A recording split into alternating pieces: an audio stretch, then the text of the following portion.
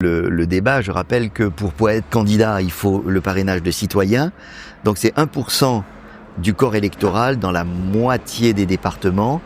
Et puis les 2 districts de Yamoussoukro. Oui, donc ça paraît simple à énoncer comme ça, mais ça n'a pas l'air si simple à mettre en œuvre sur le terrain. Non, ça n'a pas l'air si simple du tout. C'est 1% du collège électoral de 16 régions, plus 1% du collège électoral de l'un des 2 districts, soit Abidjan, soit Yamoussoukro. Est-ce que vous avez les ressources humaines sur tout le territoire pour pouvoir vous... D'un point de vue des ressources humaines, il n'y a aucun problème. ADCI est représenté dans 30 régions sur 31. Voilà, nous avons un bureau dans 30 régions sur 31. On a des militants dans 30 régions sur 31. Mais ce n'est pas ça le problème. Et vous avez combien d'adhérents?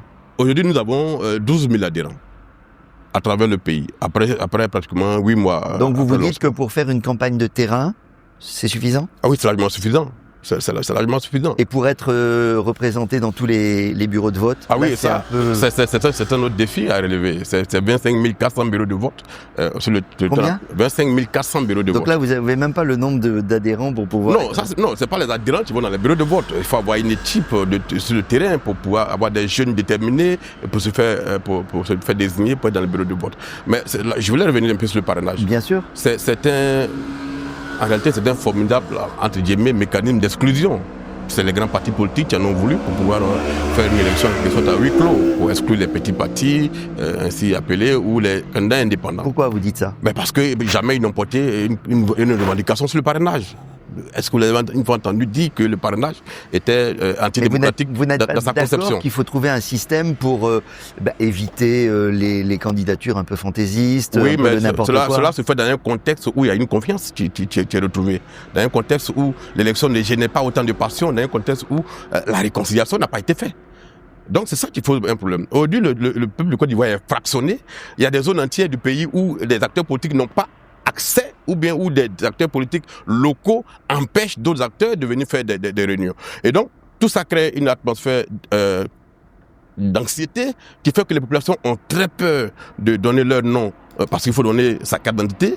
On ne sait pas entre les mains de qui votre nom et vos éléments de filiation vont tomber. Et donc tout ça crée une atmosphère qui ne donne pas confiance aux gens et qui ne pousse pas à donner leur parrainage. Et ça peut éliminer les gens. Mais pourquoi vous dites que c'est une machine à exclure? Mais c'est une machine à exclure. Parce que même hier, à la formation, les techniciens de la CEI ont eu du mal à expliquer aux gens comment les choses vont se passer. Parce que à la fin, mais la logistique qu'il y a autour, vous n'avez même pas idée. C'est des centaines de cartons, de documents que vous devez réunir, lieu même à la limite des camions pour transporter des cartons pour envoyer à la CEI. Est-ce que vous êtes sur la même longueur d'onde que M. Vincent Toby, qui est également candidat indépendant à l'élection présidentielle, qui estime que c'est trop restrictif et qui réclame carrément la suppression du parrainage? Ah oui, nous sommes totalement sur la même longueur d'onde. Nous ne sommes pas en réalité contre le principe. Mais si vous n'êtes pas contre le principe, quel système voudriez-vous voir mettre en œuvre? Non, pour le moment, il faut que ce système-là soit suspendu. Parce que d'abord, ça a été fait sans débat. Ça a été la volonté des acteurs politiques. Ça a été fait par ordonnance présidentielle. Ce n'est pas une loi. Ce n'est pas arrivé au Parlement pour qu'il y ait un débat pour que les représentants du peuple de Côte d'Ivoire donnent leur avis là-dessus. Personne n'a été associé à ce dispositif-là. Il a été fait dans un contexte en 2020 où il y avait une crise politique majeure, personne n'a suivi cela. Maintenant qu'on veut aller à une élection inclusive, d'autres candidats sortent et maintenant comprennent la complexité de la chose. C'est pour ça que nous disons que ce parrainage-là, il faut le suspendre pour laisser les Ivoiriens avoir le maximum de choix par rapport aux candidats qui se présentent. Mais s'il n'est pas fait, à 4 ou 5 mois de l'élection, on peut suspendre un système? Cela ne pose aucun problème. Le parrainage, on peut le suspendre à tout moment. Je vous rappelle qu'au Sénégal, ça posait un problème. Ça a été suspendu. En 2021, la Cour de justice de la CEDEAO a annulé ce parrainage comme étant antidémocratique et étant une machine d'exclusion. Mais ça, c'était combien de temps avant le scrutin? Peut-être 3 ans avant le scrutin. Là, on est à 4 mois. Ça ne pose aucun problème. Je vous rappelle que des Ivoiriens ont déjà saisi cette Cour de justice là, qui a programmé une décision dans les semaines qui viennent. Et donc vous voulez dire que la Cour de justice de la CEDEAO va se prononcer en juillet? En juillet dessus, sur cette question du parrainage en Côte d'Ivoire. D'accord. Voilà. Si elle se prononce négativement, est-ce que sa décision est applicable, obligatoire? Mais les autorités ivoiriennes sont censées l'appliquer. La Côte d'Ivoire est un leader de l'espace CEDEAO. Et si elle dit que ce parrainage ne pose pas de problème, cela confirmerait le fait que c'est un mécanisme politique pour exclure les gens. Pourquoi? Si la CEDEAO, si la Cour de justice... Non, je parle si la Cour de justice valide, qu'est-ce que vous faites? Si elle valide, on va y aller. On va s'aligner. Mais si elle annule et que nos autorités ne veulent pas l'appliquer, en ce moment-là, on en tirerait les conséquences. Est-ce que vous êtes à même de réunir les 50 millions, qui sont aussi un autre j'allais dire, étape? Les 50 millions ne sont pas une préoccupation. Les 50 millions pour déposer une candidature, non. Il faut une caution. Les 50 millions de caution ne sont pas... C'est vrai que c'est quand même assez élevé parce que c'est en 2020 que cette décision aussi a été prise sans débat. Hein. Voilà, ça a été fait par ordonnance. On a décidé de multiplier par 3 pratiquement le cautionnement en Côte d'Ivoire. Là-dessus, nous n'avons pas beaucoup de difficultés. Nous pensons que nous pouvons réunir ces 50 millions. Ce contre quoi nous nous opposons, c'est le parrainage. Parce que à la fin, même si vous êtes écarté par le Conseil constitutionnel, vous n'avez aucun moyen de comprendre ce qui s'est passé. Et c'est à ce niveau-là que nous pensons qu'il y a des difficultés. Sinon, nous, on n'a aucune difficulté. On a regardé la cartographie du collège électoral de chaque région. On a vu que c'est pas grand-chose en fait. Quand on prenait ma région de Tiassalé, la Niabi-Tiassa, c'est autour de 2000 parrains que je dois avoir. Dans ma propre sous-préfecture à Morocco, je peux réunir ces 2000 parrains. Oui, le problème, c'est de les avoir, dans les autres ailleurs, où des acteurs politiques jouent un rôle majeur là-bas et peuvent contraindre des gens à ne pas vous donner le parrainage. C'est ça le principe, principe du parrainage pour éviter, pour donner une certaine assise déjà populaire à une candidature. Mais justement, à ce moment, il faudrait que cela ait dû être encadré par des textes de loi qui sont très clairs, qui condamnent toute manœuvre qui empêcherait les autres candidats d'aller prendre des parrainages dans d'autres régions. C'est ça la difficulté en réalité. Alors, quand vous voyez la mobilisation réussie du RHDP le week-end dernier, à l'occasion de son congrès ordinaire, deuxième congrès ordinaire, ça a été quand même une démonstration de force. Est-ce que vous vous dites quand même que vous avez vos chances? Écoutez, moi je n'apprécie pas cette mobilisation comme un exploit. Un parti politique qui est au pouvoir, qui a les moyens de l'État, entre guillemets, tu as l'administration à sa disposition, tu as les forces de l'ordre à sa disposition, tu as les préfets, le corps préfectoral à sa disposition. Mobiliser 100 000 personnes, c'est pas un exploit. Dans tout ce contexte-là, voilà. Est-ce que vous estimez que vous avez vos chances? Oui, mais il y a ces 100 000 personnes qui sont mobilisées, entre guillemets, à BNP. Alors, rien ne prouve même que si les 100 000 personnes, tous soient des électeurs. Il y a 8 700 000 personnes qui sont inscrites sur la liste électorale. Et donc, chacun a ses chances. Je le pose différemment. Sur quoi vous pensez que reposent vos chances? Mais mes chances reposent sur le fait qu'il y a une vraie demande de changement dans le pays. Parcourez la Côte d'Ivoire, vous allez sentir qu'il y a une vraie lassitude. Que les gens sont fatigués de toute cette façon de faire la politique là. De ce discours anxiogène qui est prononcé. De cette médiocrité du discours politique. Les gens sont fatigués de cela. Je voudrais vous faire remarquer que depuis 2010, il y a environ 5 millions d'Ivoiriens qui sont peu retenus aux urnes. Prenez les résultats des dernières municipales et régionales, où il y avait un véritable enjeu, puisque tous les grands partis politiques étaient dans la course. Ça n'a même pas au régional et au municipal, il y a eu une trentaine de pourcents de participation. À peine 30%. Vous voyez le RHDP qui a raflé pratiquement 90% des sièges, et qui s'en enorgueillit d'ailleurs, mais ils n'ont eu que 1 700 000 voix. C'est pratiquement 8 millions. Ça veut dire qu'il y a de la marge. Ça veut dire qu'il y a des Ivoiriens qui demandent un autre discours. C'est-à-dire que pour vous, la réserve de voix sur laquelle vous éventuellement comptez, ce sont ces abstentionnistes. Ce sont ces gens qui n'ont plus confiance dans le système, qui n'ont plus confiance dans cette classe politique qui a tout des rôles à gouverner et qui a montré de quoi elle est capable.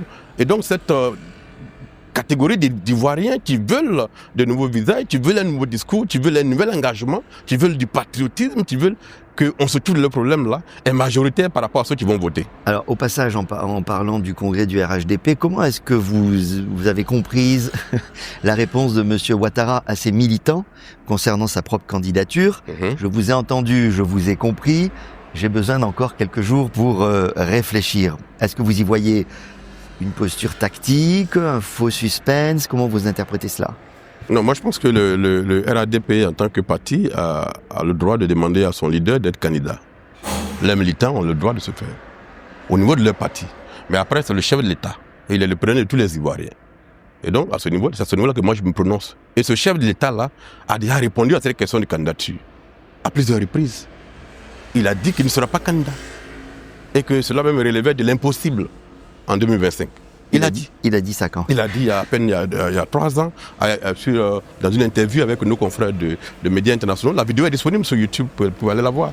Il a dit pour 2025, c'est impossible que je sois candidat.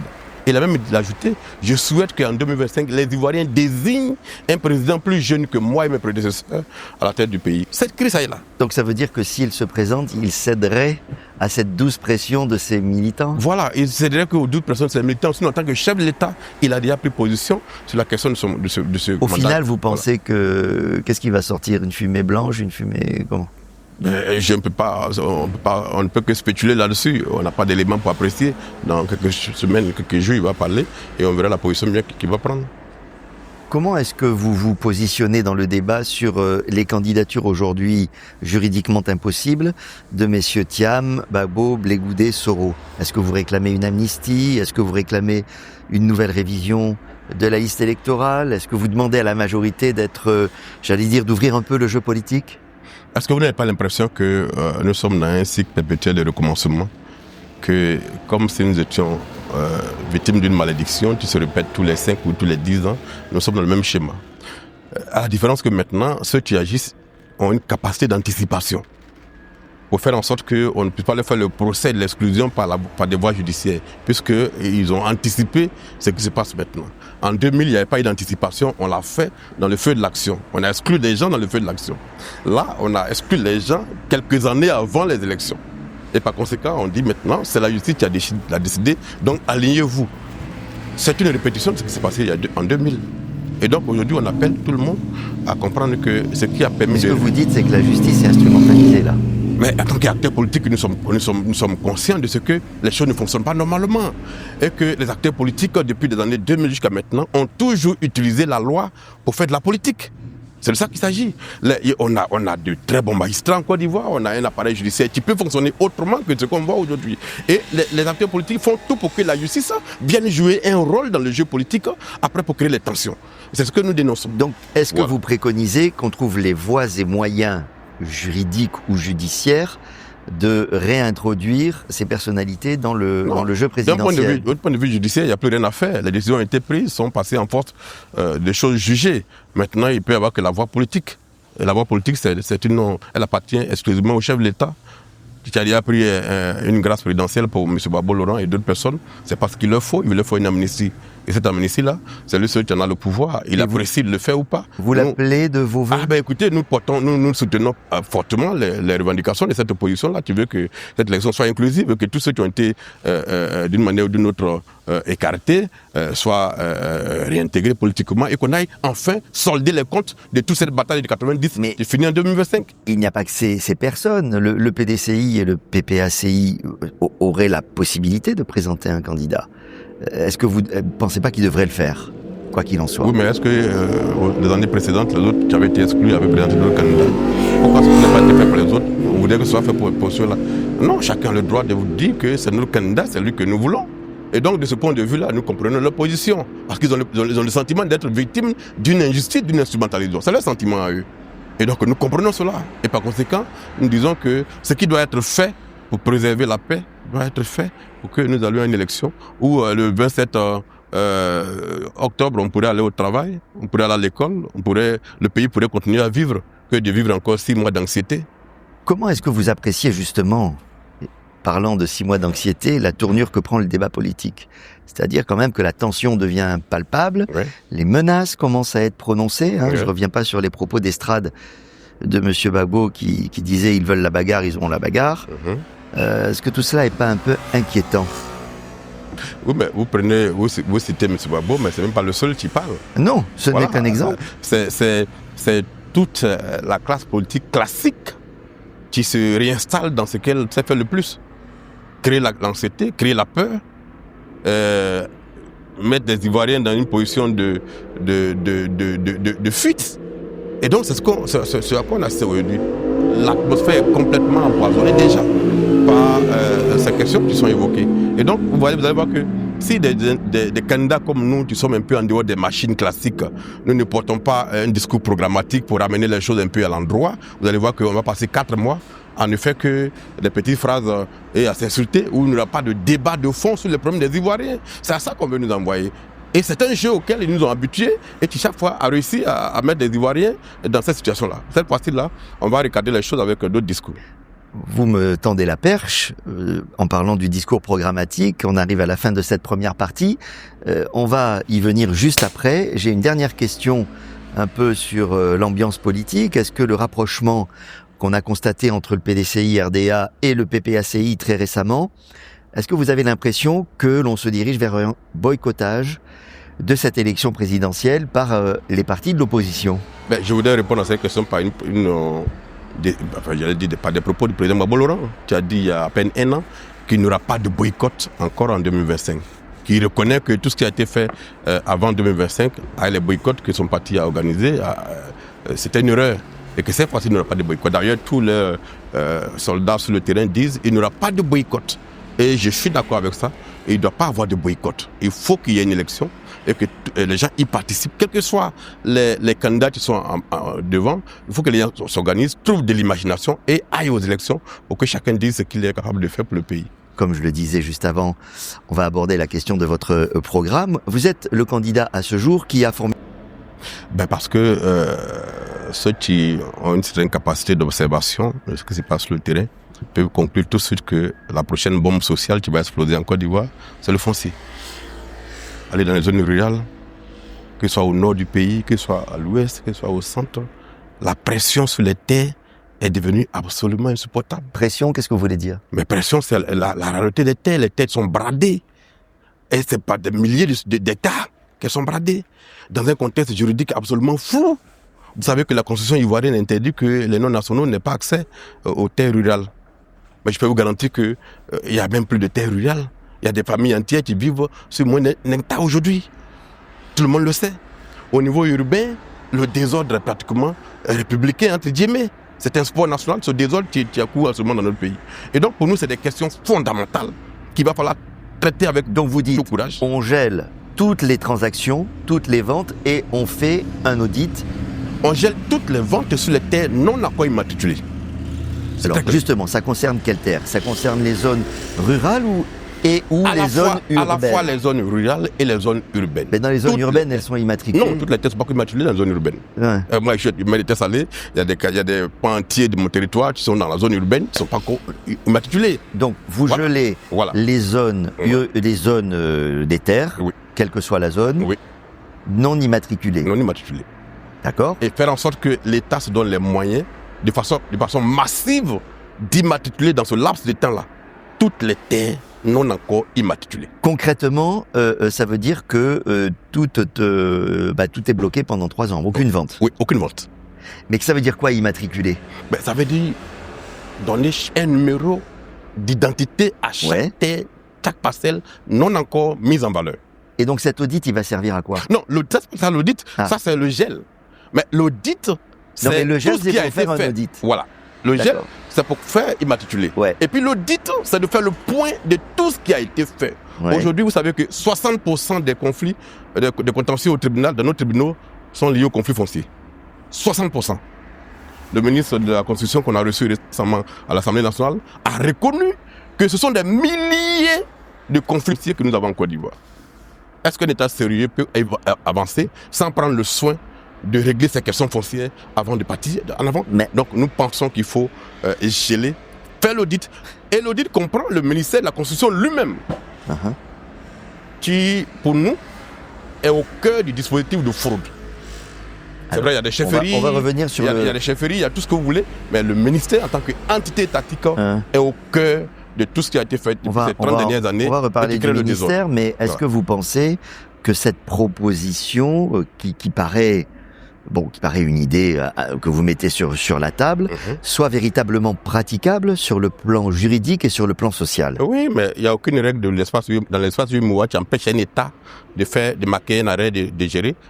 Si moi je suis propriétaire, que j'ai besoin d'argent, que j'ai envie de vendre mes terres, pourquoi je ne les vendrai pas? Mais vous portez atteinte à mon droit de propriété. Quand vous vendez vos terres non immatriculées et que ça crée le désordre juridique dans le pays, qui gère les conséquences? C'est l'État. Voilà.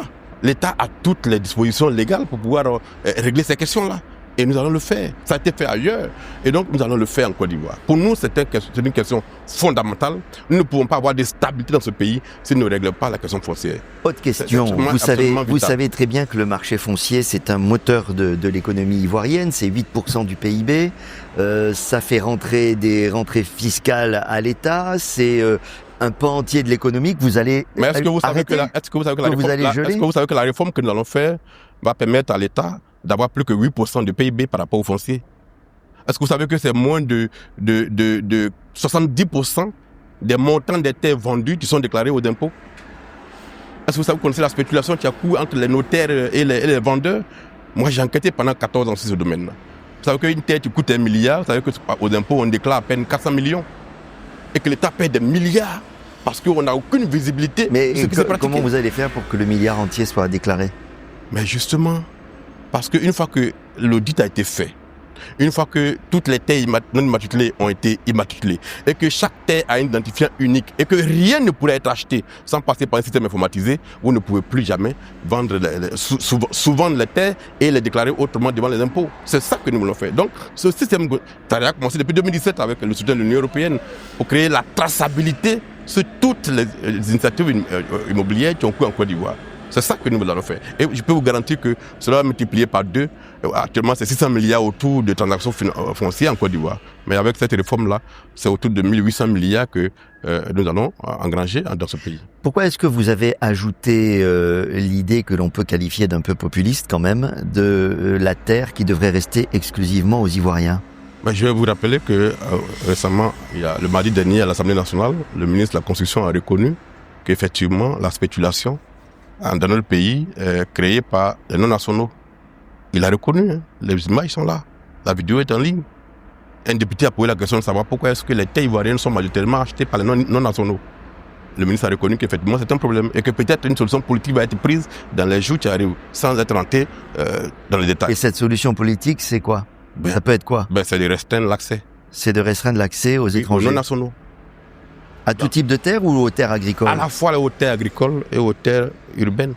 Nous allons le faire. Mais pourquoi? Mais parce qu'il faut que la terre, il reste une terre pour les Ivoiriens qui arrivent. Attends, il ne faut pas construire un pays sans vous projeter dans l'avenir. Vous êtes en train de dire que... La terre est une denrée qui finit. Mais la grande majorité des terres, des biens, des machins immobiliers sont quand même aux Ivoiriens. Vous savez, j'ai participé à une formation au Kenya, financée par les Nations Unies, sur la gestion durable des terres. Vous savez que les Nations Unies considèrent que les prochaines guerres dans ce monde vont être les questions de terre. Et donc, tout dirigeant consciencieux doit anticiper tout cela. Vous ne pouvez pas laisser une telle prédation sur vos terres pour que les générations futures n'aient pas accès aux terres. Nous allons agir dessus. Pour nous, c'est un marqueur essentiel de notre gouvernance si demain nous avons le pouvoir d'État. On ne va pas arrêter les achats de terrain. Le ministre m'a pris un exemple qui nous a fait un peu rigoler. Il a dit que les Ivoiriens proposent 10 millions pour acheter une terre à Abidjan. Et puis les non-nationaux arrivent et proposent 30 millions. Donc automatiquement l'Ivoirien est exclu du processus et le non-national a accès à la terre. Donc ça crée l'inflation. Cette inflation qui met les Ivoiriens en dehors de la possibilité d'avoir la terre dans leur propre pays. C'est la question qu'il faut régler. Vous indexez le ministère de la Construction. Il y a eu quand même un certain nombre de réformes assez structurelles au sein de ce ministère, la digitalisation, l'accélération de toutes les procédures, y compris des ACD, le document unique pour les chefferies. Bon, tout ça, ce sont des choses qui ont été mises en place, on va dire assez récemment, dans quelques années. Donc on n'a pas encore expérimenté l'efficacité d'ailleurs. Mais on peut aussi laisser la chance à ces réformes de se mettre en place. La digitalisation. Non, mais on ne veut pas combattre les réformes qui ont été mises en place. Non, mais justement, est-ce que vous ne pensez pas que cet ensemble de réformes est à même d'assainir quand même le secteur en large partie? Les réformes qui ont été faites sont positives. Nous ne sommes pas contre ces réformes-là. Ouais. Et il faut aller au-delà. Et c'est quoi le au-delà? Mais au-delà, c'est ce que nous avons dit. Faire l'audit. Parce que vous ne pouvez pas superposer les réformes sans traiter en profondeur les questions. Vous voyez, on parle de milliers de conflits. Aujourd'hui, avec la digitalisation, ça devient un peu compliqué de vendre 3 fois le même terrain quand même. Oui, mais ce n'est pas encore complet. Pardon? Ce n'est pas encore total. Oui, mais ça se met en place. Ça se met en place. Vous n'allez pas arriver avec une baguette magique en disant c'est la digitalisation demain matin. Non, je vous explique. C'est un processus. Je vous explique. Vous savez, tous ceux qui ont perdu les terres, en complicité avec des agents publics, doivent les retrouver. L'audit sert à cela. Tous ceux qui ont perdu les terres... C'est plutôt les agents publics qu'il faut essayer de... Oui, mais c'est le ministère de la Constitution. Mais justement, vous ne pouvez pas faire des réformes institutionnelles pour soi-disant traiter les questions qui sont là actuellement, sans revenir en arrière pour régler les problèmes de fond qui ont été créés par les mêmes institutions. Pour nous, c'est ça le cœur du problème. Tous ceux qui estiment avoir été expropriés de façon illégale, y compris avec la complicité de nos institutions, doivent pouvoir revenir avec les documents pour qu'on regarde en profondeur leur affaire. Vous voyez, quand quelqu'un est victime de faux dans le foncier, le ministère lui conseille d'aller au niveau du Conseil d'État pour aller se pourvoir et avoir droit à une décision. Mais le Conseil d'État rend la décision au minimum entre 3 et 10 ans. Pendant ce laps de temps-là, le foncier a déjà revendu votre terrain, l'autre acquéreur a déjà conçu dessus. Et in fine, comme vous avez la décision, vous ne pouvez plus venir raser sans l'appareil d'État la maison qui a été bâtie dessus. Si vous ne mettez pas une législation en place qui permet de faire en sorte que le faux ne crée jamais de droit dans ce pays, vous n'avez pas réglé en fond le problème. C'est pour ça que nous pensons qu'il faut créer un tribunal spécial de l'immobilier et du foncier en Côte d'Ivoire, avec des magistrats formés à ce fait-là, qui peuvent rendre des décisions dans un laps de temps très court pour freiner tout ce qui est manœuvre. Cette série de propositions que vous faites autour du foncier, elle a le mérite d'exister, oui, elle a ses contradicteurs, elle a ses détracteurs qui estiment que c'est l'archétype de la fausse bonne idée. Vous en attendez quoi de cette série de propositions? Moi, j'en attends la tranquillité pour les Ivoiriens, j'en attends la sécurité foncière pour les Ivoiriens. Est-ce que vous savez qu'aujourd'hui, dans ce pays, il y a des villages entiers qui sont déguerpis par des gens qui sont assis à Abidjan, qui ont pu avoir des décisions de justice sans que les propriétaires terriens ne soient informés. Est-ce que vous savez ça? Est-ce que vous savez qu'il y a des forêts classées entières qui ont été déclassées, morcelées et vendues à des opérateurs sans que nos systèmes judiciaires ne soient informés? Si vous ne faites pas le point de tout ça, eh bien dans 5 ans, dans 10 ans, dans 20 ans, cela nous rattrapera. Il faut le régler maintenant. Et avec des mesures très fortes pour choquer les esprits afin qu'on passe devant. Alors, Haute Domaine, votre deuxième grand axe, c'est la lutte contre la corruption. On a essayé beaucoup de choses pour l'endiguer, sans vraiment y parvenir. Est-ce que c'est pas finalement un phénomène qu'on peut qualifier d'endémique, de définitivement, j'allais dire, incrusté dans la société, et qu'il est impossible d'éradiquer véritablement? La corruption ne devient endémique, ne s'incruste presque définitivement que quand il n'y a pas de volonté politique. Vous voyez, notre gouvernement actuel a fait des réformes.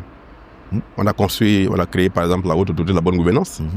On a créé récemment le pôle pénal financier. On a même l'inspection générale d'État. Donc ça, ce sont des institutions qui vont dans, ce sont des institutions qui vont dans le sens. Mais ça va dans le sens des réformes législatives. Oui, après, il faut passer à la deuxième phase. C'est quoi? C'est la sanction. C'est la lutte contre l'impunité. Donc ça vous paraît manquer encore? Ça nous paraît manquer absolument. Depuis 15 ans, quelle est... Donc si je vous demande qu'est-ce qu'il faut faire pour lutter contre la corruption, vous dites les institutions sont posées, il faut maintenant sanctionner. Il faut maintenant sanctionner. C'est ça votre... Il faut sanctionner. Il faut maintenant passer à la sanction. Il faut mettre fin à l'impunité. Vous voyez la Haute Autorité de la bonne gouvernance qui demande aux acteurs soumis ou assujettis à la déclaration du patrimoine de faire leur déclaration. Vous savez combien de hauts cadres de ce pays tiennent les pieds pour déclarer leurs biens? Au point où l'autorité est obligée de faire des communiqués de menaces. Mais ça devait être systématique parce qu'il y a des sanctions. Écoutez, moi j'ai déclaré mes biens en tant que député, en tant que maire, mais c'est fait sous confidentialité. Où est la transparence? Pourquoi le peuple de Côte d'Ivoire n'a pas accès aux déclarations du patrimoine? Mais en France, quand on déclare le patrimoine, c'est sur un site internet. Tout le monde y a accès. Pourquoi en Côte d'Ivoire, les déclarations du patrimoine sont confidentielles? Comment on peut faire la crédibilité? Parce que par derrière, ça peut être même manipulé politiquement. Donc vous voulez rendre ça public? Non, absolument transparent, absolument public. Vous déclarez vos patrimoines, vous servez l'État, tout vos patrimoines doit être sur la place publique. Ou alors, vous n'acceptez pas la fonction qu'on vous propose. Ça, c'est la première chose. La deuxième chose, voici ce qu'on appelle le contrôle in situ, qui est un contrôle légal, fiscal, qui existe en Côte d'Ivoire. il n'est pas mis en œuvre, le contrôle in situ, qui permet aux agents de l'État de débarquer dans les quartiers, de regarder tel immeuble de R+8 ou bien R+10, de retrouver le propriétaire et de comprendre comment il a réalisé cela. D'où viennent les ressources qui ont servi à faire cela. Est-ce qu'il paye ses impôts correctement? Ce contrôle-là, sur l'Institut, l'État va multiplier par 2 ses impôts. Donc, il y a des choses, il y a des niches qui sont encore disponibles qu'il faut régler. Prenez par exemple la question de véhicules qui roulent sur nos routes. On a environ 1 500 000 à 2 millions de véhicules dans notre patrimoine, le parc immobilier, de véhicules en Côte d'Ivoire. Oui. Mais est-ce que vous savez que sur les près de 2 millions de voitures qui roulent en Côte d'Ivoire, moins de 30% ont une visite technique? Moins de 30%. Et ça, c'est une commission d'enquête du Parlement de Côte d'Ivoire qui l'a révélé il n'y a même pas encore 2 ans. Ce qui pose des problèmes de sécurité routière. Des problèmes de sécurité routière, mais non seulement de ça, mais de perte d'argent pour l'État de Côte d'Ivoire. C'est entre 100 et 150 milliards que l'État paie par an de ce fait-là. Mais ces voitures, elles roulent, hein. Elles sont sur nos routes. Oui, mais attendez, quand vous vous faites contrôler par un policier sur le bord de la route, la première chose qu'il contrôle, c'est la visite technique. Oui, mais la voiture n'a pas ça, mais elle roule quand même. Comment c'est possible? Environ 1 500 000 à 2 millions de véhicules dans notre patrimoine, le parc immobilier, de véhicules en Côte d'Ivoire. Oui. Mais est-ce que vous savez que sur les près de 2 millions de voitures qui roulent en Côte d'Ivoire, moins de 30% ont une visite technique? Moins de 30%. Et ça, c'est une commission d'enquête du Parlement de Côte d'Ivoire qui l'a révélé il n'y a même pas encore 2 ans. Ce qui pose des problèmes de sécurité routière. Des problèmes de sécurité routière, mais non seulement de ça, mais de perte d'argent pour l'État de Côte d'Ivoire. C'est entre 100 et 150 milliards que l'État paie par an de ce fait-là. Mais ces voitures, elles roulent, hein. Elles sont sur nos routes. Oui, mais attendez, quand vous vous faites contrôler par un policier sur le bord de la route, la première chose qu'il contrôle, c'est la visite technique. Oui, mais la voiture n'a pas ça, mais elle roule quand même. Comment c'est possible? Comment un véhicule qui n'a pas de visite technique peut être en Oui, mais s'il constate qu'il n'y a pas de visite technique, il vous bloque la bagnole. Non, il ne bloque pas. C'est traité. Il y a une transaction. Voilà. Ces véhicules roulent. Et donc, ça veut dire que la corruption a pris des dimensions tellement fortes dans ce pays qu'il faut maintenant prendre des mesures radicales pour agir. Et nous sommes à ADCI dans la volonté d'aller même chercher ceux qui sont sur le lit d'hôpital pour venir justifier ce qu'ils ont fait avec l'argent public qu'ils ont géré à un moment donné. Parce que si on ne choque pas ça, vous savez, dans notre programme, on a érigé la corruption au rang d'ennemi du peuple. Ennemi du peuple. Par conséquent, une politique va lui être appliquée de sorte que ceux qui sont ennemis du peuple n'agissent pas contre les intérêts du peuple de Côte d'Ivoire. Alors, il y a un autre grand domaine dans lequel j'aimerais vous entendre réagir, parce que ça fait partie des propositions déjà qui sont sorties.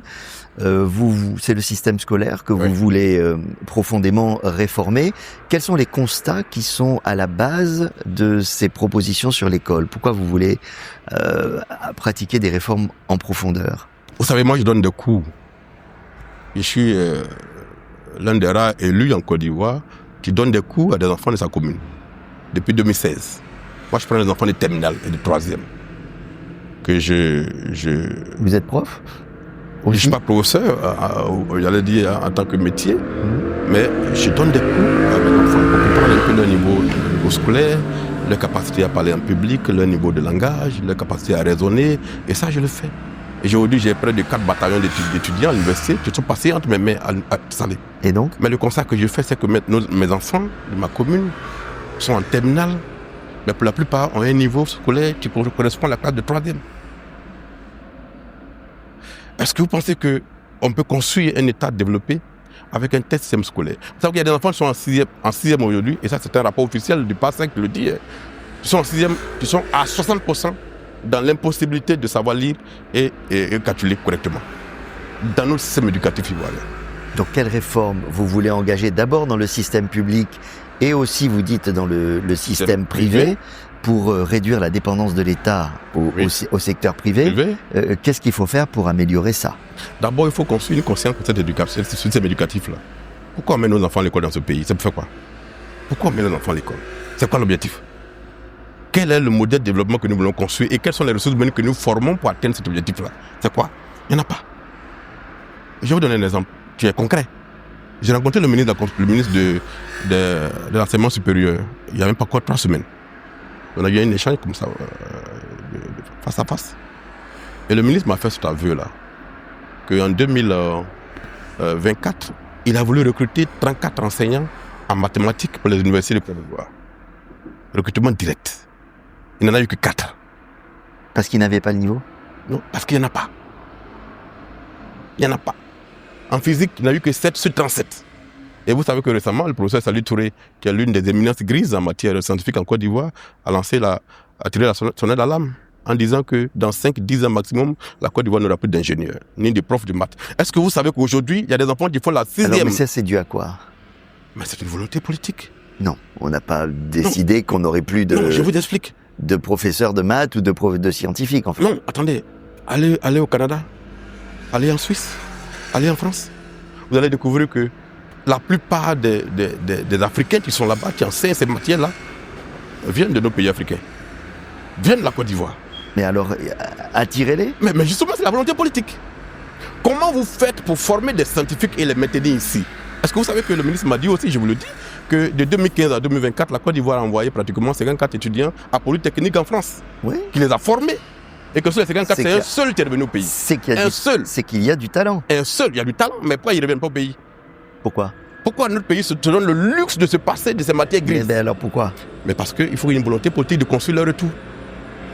Est-ce que vous ne pensez pas que la loi d'obligation... Non mais j'ai fini sur l'éducation. Oui, allez-y. Sur l'éducation par exemple. Non mais c'est une Est-ce que vous savez que le recrutement des enfants, des enseignants est fait de telle sorte que l'État ne dépend pas de l'argent. Le niveau 3e qu'on prend pour l'enseigner, il correspond à quelle réalité? Il ne correspond à quelle réalité? Moi, je suis membre de ce qu'on appelle la task force sur les COGES, le comité de gestion de l'éducation. On a fait des séminaires à Bassam, à Jacquesville, où des responsables de l'éducation scolaire ivoirienne ont dit qu'ils reconnaissent que le niveau même de l'enseignement par rapport aux apprenants et aux enseignants a baissé considérablement. Donc, il y a besoin d'augmenter le niveau des profs. Oui. Il y a besoin d'augmenter le niveau des élèves. Oui. Vous faites quoi? Mais c'est ce que j'ai dit. Ouais. On ne recrutera plus d'enseignants niveau 3e. Minimum bac, minimum licence. C'est déjà un marqueur qu'on lève. Mmh. Deuxième chose, faire en sorte que l'État construise des bâtiments suffisamment pour que nos enfants n'aillent pas tous au privé. Mais regardez dans quelles conditions l'enseignement privé est organisé. Les enseignants dans le privé, ils sont recrutés sur quels critères? Ils ne sont même pas payés, même au SMIC. Quel rendement pouvez-vous attendre alors que 70% de nos enfants sont entre leurs mains? Voilà des questions qu'il faut traiter en profondeur. Nous avons écrit un projet. Est-ce que vous savez qu'au Canada, c'est un jeune Ivoirien qui a eu le prix d'excellence en matière de réforme dans l'éducation au Canada en 2024. Ce jeune Ivoirien-là, il est le représentant ADCI au Canada. Nous avons écrit une réforme du système éducatif ivoirien qui va redéfinir pour faire en sorte que l'éducation soit la priorité de notre système. Pour faire en sorte que nous formions des gens qui sont outillés pour aller travailler et non sortir avec une clé en main pour aller chômer. Nous avons 400 000 diplômés qui sortent chaque année de nos écoles en Côte d'Ivoire. L'État, tout concours confondu, ne peut en recruter que 15 000. Tout le reste est sur le carreau. Avec une formation totalement en inadéquation avec le marché du travail. Moi, j'ai fait ça, c'est un chantier, l'adéquation. Mais c'est un chantier, c'est un immense chantier. La mise en adéquation. Il faut mettre en adéquation, il faut former des gens. Qui a commencé, on peut le reconnaître. Ça a commencé, mais après combien de temps perdu? Après combien de temps perdu?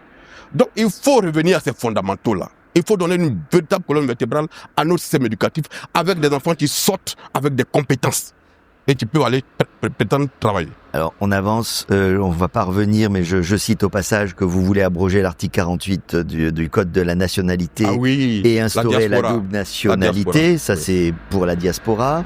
Il y a une proposition qui m'a surprise, c'est l'abrogation du décret de 2018 qui limite l'âge des voitures qui sont importées en Côte d'Ivoire, les véhicules de plus de 5 ans.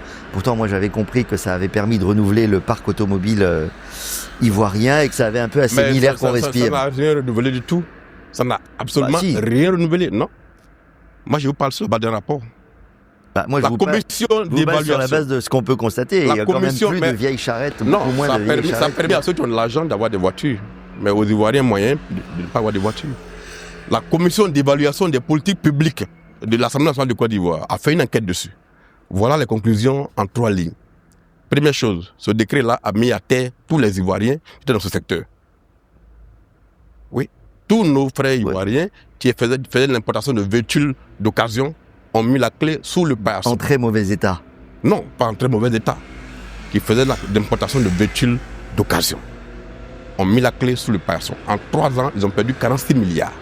C'est net. Dans le même temps, les concessionnaires ont multiplié par 2 leur chiffre d'affaires.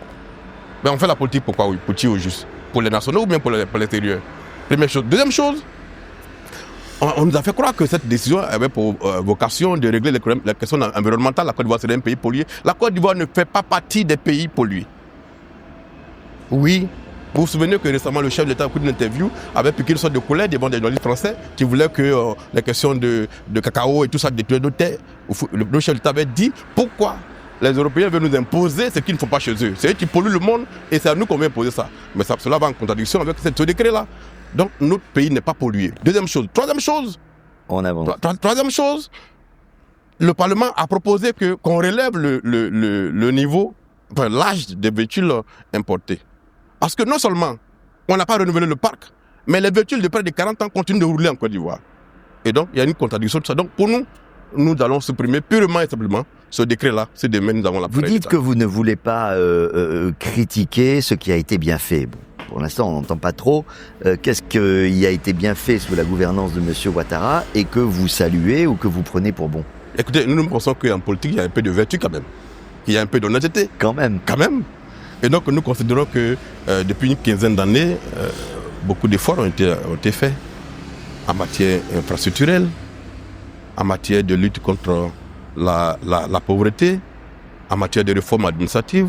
Beaucoup de choses positives ont été faites. Mais aujourd'hui, ce qu'il reste à faire, c'est d'aller bien au-delà parce que je sais que le candidat Toby était sur votre plateau ici, a parlé de mettre un peu d'âme dans le béton. Tout à fait. C'est une très belle expression. C'est exactement la même chose. C'est de faire en sorte que les Ivoiriens soient replacés au cœur de la gouvernance. Il y a un sentiment qui est fort dans ce pays-là. Les Ivoiriens ont l'impression d'être à l'étroit dans le pays. Ils ont l'impression que leur pays ne leur appartient plus. Ils ont l'impression que leurs dirigeants ne se préoccupent pas des problèmes qui les concernent. Et que leurs dirigeants sont préoccupés par ce que dit l'extérieur et non par ce que dit l'intérieur. C'est ça que nous envoyons comme dialectique et démarche. Vous êtes maire de Tiassalé depuis 2018 et j'allais dire si cette expérience d'élu de terrain avait une sorte de vertu d'être un laboratoire, qu'est-ce que vous avez fait sur place, sur le ticket, ce qui a été bien fait? Bon, pour l'instant, on n'entend pas trop. Qu'est-ce qui a été bien fait sous la gouvernance de M. Ouattara et que vous saluez ou que vous prenez pour bon? Écoutez, nous pensons qu'en politique, il y a un peu de vertu quand même. Il y a un peu d'honnêteté. Quand même. Quand même. Et donc nous considérons que depuis une quinzaine d'années, beaucoup d'efforts ont été faits en matière infrastructurelle, en matière de lutte contre la pauvreté, en matière de réforme administrative. Beaucoup de choses positives ont été faites. Mais critiquer ce qui a été bien fait. Bon, pour l'instant, on n'entend pas trop. Qu'est-ce qui a été bien fait sous la gouvernance de M. Ouattara et que vous saluez ou que vous prenez pour bon? Écoutez, nous pensons qu'en politique, il y a un peu de vertu quand même. Il y a un peu d'honnêteté. Quand même. Quand même. Et donc nous considérons que depuis une quinzaine d'années, beaucoup d'efforts ont été faits en matière infrastructurelle, en matière de lutte contre la pauvreté, en matière de réforme administrative. Beaucoup de choses positives ont été faites. Mais aujourd'hui, ce qu'il reste à faire, c'est d'aller bien au-delà parce que je sais que le candidat Toby était sur votre plateau ici, a parlé de mettre un peu d'âme dans le béton. Tout à fait. C'est une très belle expression. C'est exactement la même chose. C'est de faire en sorte que les Ivoiriens soient replacés au cœur de la gouvernance. Il y a un sentiment qui est fort dans ce pays-là. Les Ivoiriens ont l'impression d'être à l'étroit dans le pays. Ils ont l'impression que leur pays ne leur appartient plus. Ils ont l'impression que leurs dirigeants ne se préoccupent pas des problèmes qui les concernent. Et que leurs dirigeants sont préoccupés par ce que dit l'extérieur et non par ce que dit l'intérieur. C'est ça que nous envoyons comme dialectique et démarche. Vous êtes maire de Tiassalé depuis 2000. Salut, voilà comment ça sort et c'est comme ça sort. Voilà. Monsieur Assalé Timoko a parlé un peu de tout, surtout a parlé du parrainage, a parlé aussi des problèmes sociaux, politiques. surtout à toucher la pauvreté, et même l'éducation, ainsi de suite, il est arrivé à ce niveau. Mais là, la question que le journaliste lui pose, ça concerne quand même un bilan général de Alassane Ouattara et tout ce qu'il a fait de bon. Il a dit comme ça qu'il n'avait pas porté un jugement sur ce qu'il a fait de bon et de mauvais. Mais moi je crois que M. Assalé ne dit pas la vérité. Parce que quand tu prends M. Laurent Gbagbo, ou bien M. Tiak, ou bien même Madame EUV, cela parle de la même chose. C'est-à-dire que ces personnes-là dénoncent complètement tous les mots. Ils n'arrivent pas à avoir une... je peux dire quelque chose de bien fait dans tout ce qui va. Parce que, en réalité, ce qu'il va voir, je ne sais pas sur quel plan tu vas aller, il n'y a pas de médiocrité. C'est-à-dire que rien n'est fait concrètement pour aider réellement les Ivoiriens. C'est-à-dire, celui qui est riche s'enrichit. Celui qui est pauvre s'appauvrit. Alors, de quoi parle M. Assalé Ouattara? Il dit non, il y a quand même quelque chose qui a été fait, on peut l'applaudir, il y a quelque chose qui a été bien fait. Mais de quoi? Sur quel plan d'abord? Sur quel plan? Sur quel plan? Parce que quand on parle de croissance à 2 chiffres, là, moi je vous dis quelque part que cette croissance à 2 chiffres là, ça ne touche pas les Ivoiriens. La majorité des Ivoiriens, ça ne la touche pas. Parce que comme je l'ai dit au départ, celui qui est plus riche s'enrichit plus. Et celui qui est pauvre s'appauvrit. En plus, s'appauvrit. Et ça, c'est factuel, on le voit dans le panier de la ménagère. Ça se voit. Et puis, de quoi on parle? Qu'est-ce qu'il a aménagé? Moi, je ne vois pas qu'est-ce qu'il a aménagé. Si tu prends sur le côté social, le plan social, rien. Bon, parlons des logements. Logements, zéro me donne. Parce que il y a des familles qui dorment dehors, à la belle étoile. Il y a des familles qui se sont disloquées. Il y a des familles qui ont perdu un parent. C'est-à-dire que tellement que le choc est élevé, le gars, il pisse une crise cardiaque et il meurt. Un AVC, boum, il est parti. Avec ça, de quoi il parle à Salé Tchiboko? Moi, je ne sais pas. Sur quel plan il est en train de se baser pour dire qu'il y a quelque chose qui a été fait. L'éducation, zéro me donne. Voilà, lui-même le déclare. Il dit un élève de 6e, il ne sait pas lire et il n'arrive même pas à faire une même dictée. Il ne sait pas lire et écrire. C'est lui-même qui dit ça. Donc, de quoi il parle? Quelle réforme il a pu faire qui a pu faire profiter les Ivoiriens? De quoi il parle? Moi, je ne sais pas. Moi, je ne sais pas, oui.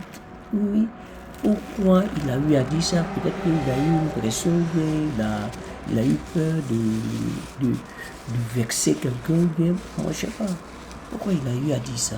Qu'il y a quelque chose qui a été fait. Non, monsieur, arrêtez. Non, moi, jusqu'à présent, je ne vois rien. Je vois absolument rien. Les ponts, les routes. Pas plus tard, il y a 2 semaines de cela, la pluie qui est arrivée. Vous avez vu quel dégât elle a fait. Quel dégât elle a fait. Quand on prend les égouts, il n'y a pas d'égout, mais celui qu'on va voir est bouché et il n'y a rien qui passe. Donc, comment l'eau peut ruisseler, va déborder, va prendre les voies et puis et prend le quartier, ainsi de suite. On poursuit son chemin. Du moment où la pluie est intense, le niveau de l'eau augmente. Et il y a des gens qui vont se retrouver dans la rue. C'est-à-dire qu'il y a des maisons qui vont s'écrouler. Il y a, comment on appelle ça? Il y a des inondations. Et tout ça, c'est pourquoi? Et ça, mais quel est le bienfait? Moi, je ne vois pas sur quel plan qu'il est en train de parler. Je ne vois pas sur quel plan il dit qu'il y a des bienfaits. Peut-être qu'il a cité que moi, je n'ai vraiment pas compris. Vraiment, monsieur Assalé, là, vous avez zaillé. Vous allez vraiment... Ouais. Moi, je ne sais pas, hein. Quand il parle d'infrastructure, quand il parle de la lutte contre la pauvreté, quand il parle de choses, comment je peux appeler ça, réforme administrative, mais ça, je ne vois pas. Réforme administrative, là, qu'est-ce qui a profité à qui? Réforme administrative, de quoi il parle? Ou l'augmentation de SMIC là? Ou bien c'est, je sais pas, quoi?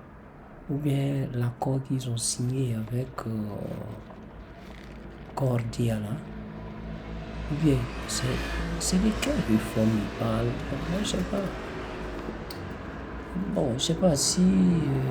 bon, moi je sais pas, peut-être que je me trompe. Je vois pas de réforme. Je vois pas de réforme. Je vois pas aussi... comment je peux appeler ça? La lutte contre la pauvreté, là, il y a eu quoi de concret? Ou bien actuellement qu'ils veulent donner 50 250 francs à 2000 familles, là, c'est ça? Que tu parles de lutte contre la pauvreté.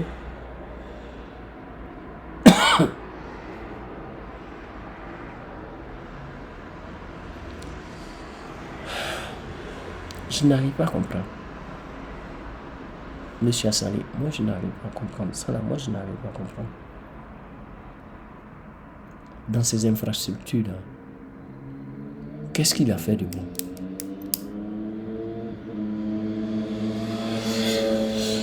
Des infrastructures. Quand tu parles des infrastructures, tu veux parler de bombes et puis routes qu'on sort.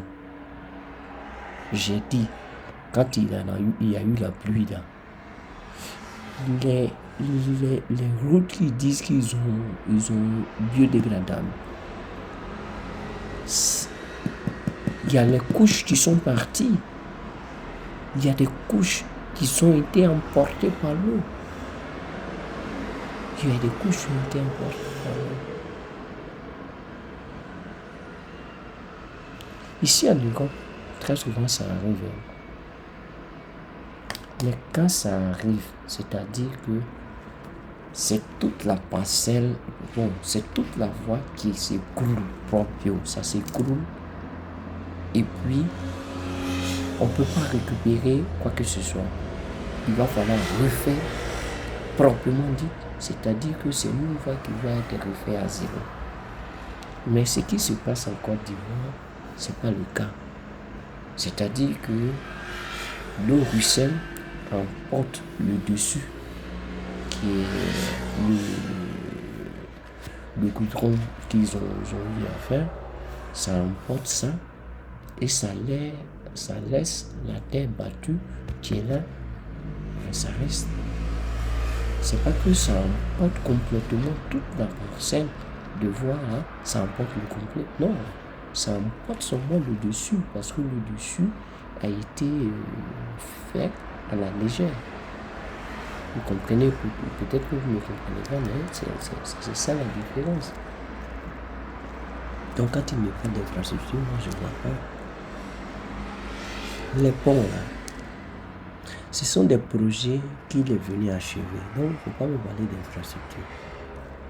Quand il parle de lutte contre la pauvreté, mais attends, lutte contre la pauvreté, qu'est-ce qu'il a fait? J'arrive pas à comprendre ce monsieur. Vraiment. Vraiment. On ne va pas rester dans ces petits débats-là. Sortons d'ici. Parce que comme ça, là, ça ne nous arrange pas. Des réformes administratives. Des réformes administratives? Quelle réforme ça a été? Je ne vois pas, hein. Réforme administrative. Voilà des gens qui volent, qui détournent de l'argent, ils sont pas punis. Toi-même, tu le disais dans ton discours, dès le début, des gens qui ne sont pas punis. Et que c'est sur ça que tu te bases pour pouvoir battre ta campagne. Et que quand tu seras au pouvoir, tout cela ils vont payer les ouvriers, les documents, tu vas rentrer en possession de pouvoir les punir comme cela. Mais, et tu viens nous dire réforme administrative et que ils ont rien fait. Donc, il ne faut pas nous emmerder.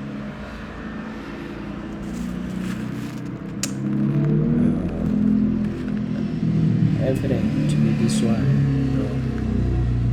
Ouais.